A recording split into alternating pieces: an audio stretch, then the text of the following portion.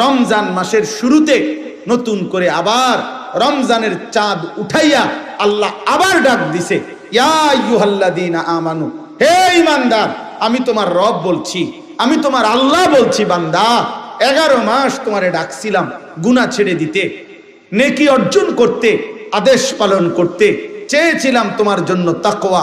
আচ্ছা বান্দা, ঠিক আছে, শয়তানের প্ররোচনায়, নফসের ধোকায়, দুনিয়াবি হাজারো ব্যর্থতায় তুমি পারো নাই, কমতি হয়ে গেছে, ঘাটতি হয়ে গেছে, গুনাহ ছাড়তে পারো নাই, গুনাহ বেশি হয়ে গেছে, নেকি কম হয়ে গেছে।